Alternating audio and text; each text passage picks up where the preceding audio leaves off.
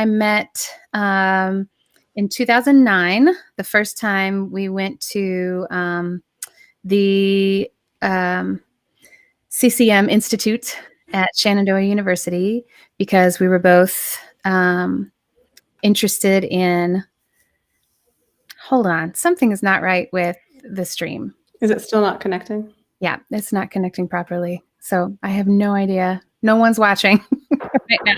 So let's see. Oh, there they are. There's some people. Aha! Restream was having some trouble getting connected to the channels. All right. Hello. Okay. So if you're just now tuning in, I'm Jess Baldwin, and this is my very good friend, Julie Dean. We are colleagues since 2009 when we went to the CCM Institute at Shenandoah University for the first time. Hi, Lydia. Because we were interested in learning more about how to teach and to sing. Hey, Caitlin. To teach and to sing styles of music that were not classical, because we had both gone to school for classical music for multiple degrees and were interested in that. And we just happened to sit next to one another. Hey, Anne. Happened to sit next to one another and felt like we had known each other for a very long time, even though we were men. So our friendship has been very strong and lasted a long time. And as being friends, we've also found a lot of cool parallels in our journeys as teachers and as singers. And Julie is so wonderful at creating space for people to explore who they are and what is important to them and what is authentic to who they are. She's such a great listener, and she brings that into spaces with her students as well, and super, super smart about singing and the voice. And I'm just really privileged to have her as my friend. And those of you who are people who work with her, I'm sure feel the same way in terms of getting to work with her in the studio. So welcome, Julie. Thank you. What a lovely introduction. I feel all warm and fuzzy inside. So we are going to chat just a little bit today about the fact that, and this is a kind of a continuation of something I talked about last week, which is that everyone is original because no one has what you have in terms of life experience and the unique combination of experiences that feed into who you are. And we are going to talk related to that today about how our music and our voice flow out of who we are, flow out of our originality and our experiences. And Julie and I are actually going to be doing a workshop this weekend around this idea. And I'm going to put that link in the comments. So if anyone wants to check that out, they can. Called The Origins of Artistry. We're going to be talking about some of these concepts. And we wanted to just give a little sample of some of the things that we will be doing in that workshop so that you all can begin that process if this isn't something that you've done before. So I'm going to let Julie walk you through just a few questions that we're going to be talking about in that workshop, but that we can work through a little bit today for those of you who are interested in this concept. Awesome. So as Jess and I were putting together the workshop, I got so excited about doing some of these steps myself. I realized I haven't done some of these things that would be fun to do in discovering who we are as artists. Of course, we need to explore who we are as people and how that's going to come out through our art. And so we've got a sampling of some of the questions and exercises that we're going to do this weekend on Saturday. We're going to hold space on Saturday for the time to do some free writing on the exercises. If you're in the workshop, you'll be creating some vision boards around some of these concepts as well, which is not usually my strength, but every time I do it, I find that actually is helpful. So here's a little sampling. So if you're tuning in and want to type in your response, we'd love to get some feedback from you guys. So one of the questions we're going to ask is, what are the personal values that are important to you? For me, I would say compassion and empathy, justice, So this has nothing in particular to do with you as a musician, but just who you are as a person. So if you want to type in some of your personal values that are important to you, that would help us kind of see like the spectrum of what people are thinking out there. What about you, Jess? What would you say a couple of yours are? I would say honesty, and bravery. Bravery to be my most authentic self in spaces where I may be afraid that will not be accepted in some way. Those are some of mine. Yeah, Yeah. that's important. One of our questions is, what are some of your aesthetic preferences? What are the things that you like to look at, to see, to feel? Ooh, Lydia says, love, joy, beauty, honesty, courage, and kindness. Mm-hmm. Yes, yes, yes. That's beautiful. So aesthetics. Whenever I think of the word aesthetics, I first go to texture and to color.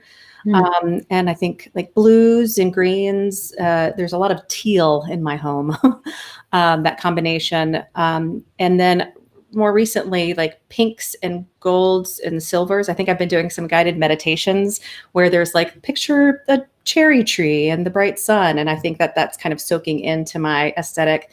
And then like softness and fuzziness. Those are, pillows or clothes. I like to have, smooth textures that are soft too. Nick says honesty, truth, sincerity. Yeah. Caitlin's got passion, authenticity, creative room. I like that. Mm-hmm. And kindness. Mm-hmm. Yeah. Awesome. So if you're going to be putting this into your music, the world will have to be a better place. It's just going to happen. Yeah. Right. Yeah. Yeah. Yeah. So what aesthetics are you all thinking? I know for me, aesthetically, I like these two seemingly opposite things where I enjoy minimalist spaces with lots of white and like bold shapes and colors splashed in that minimalist space. But I also love spaces that have a really have beautiful tiny details in them as well. I'm particularly drawn to Art Nouveau style spaces, which has a lot of interesting detail in it and more softness in terms of the color and the feel. So I kind of go back and forth between those two visual aesthetics, where sometimes I want and like the feel of it too, just a clean space that feels very open. And then sometimes I want a space that feels very soft and luscious and like it's enveloping me in softness. Those are things that I enjoy. So what about you all? If you have any aesthetic preferences, that could be colors, textures, fabrics, spaces, quality of space, clothing that you really like to wear, styles of clothing or styles of architecture can all fit in there. Yeah, Caitlin, black and white. Me too. I love black and white. Minimalistic, movie connections, abstract, airy, but still a bit harsh. Interesting. Cool. I find that I'm going to have to do a little introspective work. That I know this about Jess, about that how our aesthetics. There are some opposites there, and I don't know if I have anything that kind of contradicts each other. I'm gonna have to think about that a little bit. Yeah, the idea of space. I just moved, and my main room is just this big open space, and I really like that. And like the smaller the room, I want obviously less stuff in it. So I guess minimalism, it would be something I'm in favor of too. Airy, but still a bit harsh. I'm curious about that. That's cool. I know. Awesome. Okay, so if y'all are thinking and typing, think and type away. So if you're a songwriter, what are some things that you write about? If you're a singer of covers, do you tend to default towards certain types of songs and certain material or subject matters? I know that when I'm writing, I I often write about like finding myself or finding my people. I'm writing about connection, write about healing and comfort. And when I'm covering a song, I often am looking for those same elements, something that's like a comforting, soothing message of connection and healing, maybe on affirmation as well. Those tend to be some themes. Before I continue, I like this. Michelle said, bright and high contrast, open spaces, all natural light. Yeah, and Lydia likes Art Nouveau too. Yards of silky fabrics that billow. Ooh, vivid jewel tones, natural textures, velvet, geodes. Yeah, I like geode. Geodes. Yeah. Gem tones are some of the things I like when I'm in minimalist spaces, like the splashes of color. I really like gem colors. Leather, live edge wood. Ooh, yes. Nice, Lydia. That's awesome. Yeah, and for me, in terms of themes in my writing have seemed to be also around healing. That's one of the things that Julie and I have really felt a lot of camaraderie about and been on a journey together, is healing in in lots of different aspects of our lives. So that also shows up in my music. And there's some of that, like qualities of the music that I listen to seem to be partially in that calming, comforting space. And then I also like stuff that is that's about empowerment. That is something that I like to listen to, even though I do have a couple tunes that have some of that theme in it. Yeah. Starting to have more of that, like that What I'm Not. But I find myself listening to more of that and the sounds that are in those songs that I like a lot as well, and find myself wanting to bring into my music more over time, even though I live in the softer spaces. Let's see. There was. It looks like I lost something changed. Yeah, I lost Caitlin's comment, but I read it, and she says, I feel like it's really cool to put like those contrasting, the contrasting spectrum and interests into the music. I think that's what she was saying, which was starting on this path that we're talking about. Yeah. Now. Yes. Yep. Okay. I signed back in. I'm not sure what signed me out, but hopefully the chat will show up like it needs to. Okay. Well, and that light and dark, I mean, kind of thinking about that and looking at Nick's comments about lighting, that light and dark plays out in our world. And so that those would have a juxtaposition in our music makes a lot of sense too, to have the pull, the conflict and resolution. Yeah, I mean, I've not thought as much about lighting as Nick's talking about as I have this year with finding the right ring or facing the right light. I've not thought about light as much as I have, for sure. Awesome. All right. So, and then our last question we'll leave you with is, what are some qualities about your voice that you like or love? We as voice teachers, Jess and I are usually having clients say, I want my voice to be this. And then we always want to start with, well, what is it about your voice that you already like? And I think that surprises people to even think about, because we're a self-critical being, us humans. And so to have that homey place, my voice is light and soft. It can be other things, but I like the lightness and softness that it can deliver. And so coming from that place of what do I already have that I know that I'm contributing and feel good about. What about you, Jess? What are some things you like about your voice? I like that it has a soothing quality, that it has a warmth to it, and a lightness, and that it also has the capacity to be big and powerful when I'm singing, maybe some of my soul or gospel style tunes. And then can access that there's versatility in it, I guess. I like that it can have some different ways of speaking and ways of being, depending on what the song is about or what the mood is. For sure. Yes, you have a very soothing voice. I can feel it right now. Feels cozy. Yeah. See, I like cozy, soft things. That's right. Bella is challenged. She says, "Ooh, yeah." Just thinking about that.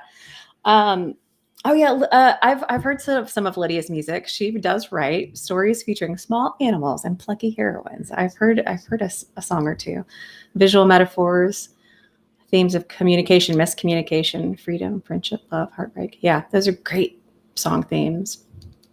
And Caitlin's writing about her voice. She likes runs and her mixed voice and the lower register. Yeah, Caitlin's great at runs.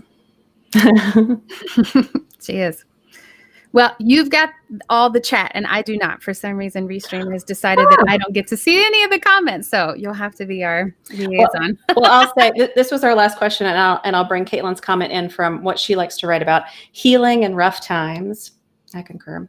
Whether from my experience or others that I can pull from, also turning real world problems into symbolism.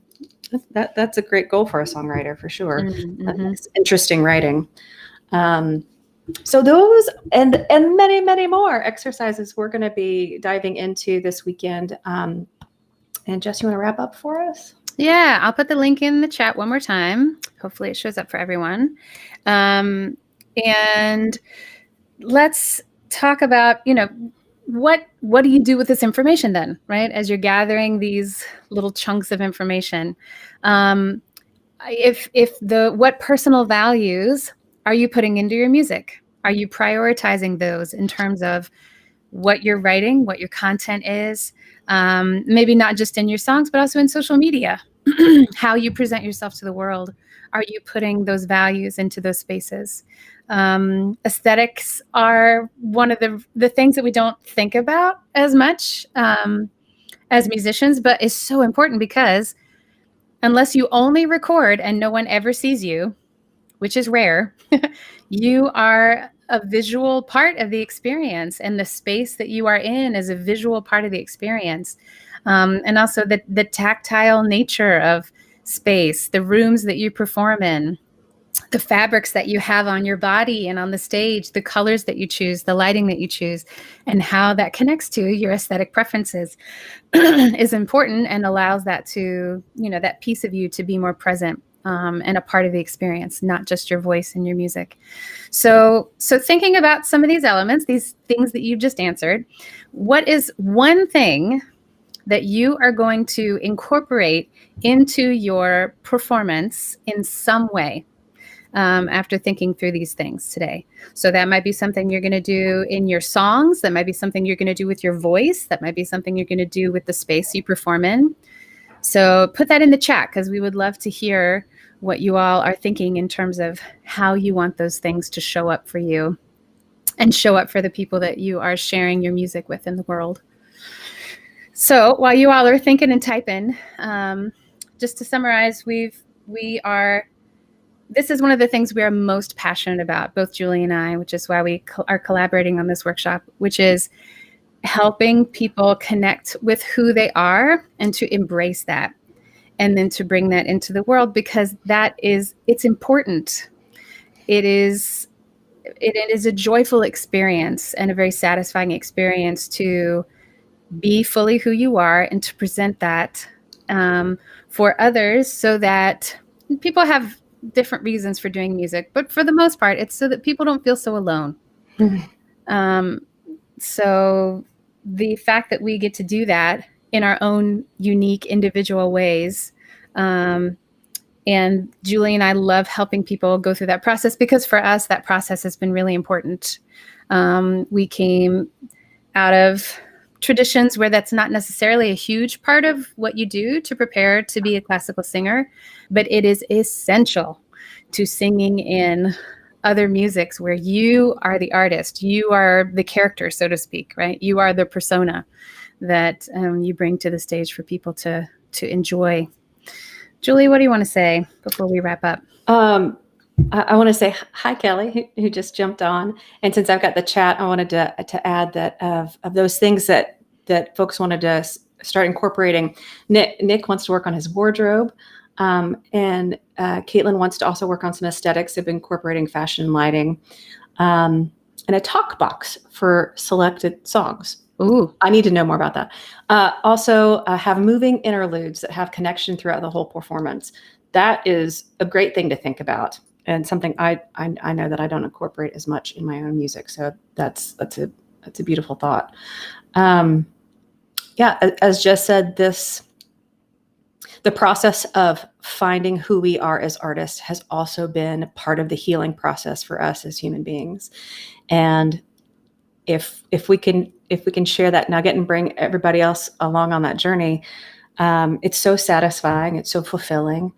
And again, I think the more authentic that we are, and through our music, that just helps bring another significant healing force to our world, which we might all agree is greatly needed. Mm-hmm. Absolutely. Oh, thank you so much for joining me today, Julie. I'm so glad to be here. Thank you. And thank you all for joining us today. And the link for the workshop is in the chat. And hope we'll see. I know we'll see some of you. I recognize names from our list of people that we'll see on Saturday. But there are a few spots left for those who might want to join us on Saturday. We would love to see you there. And we hope you have a wonderful week.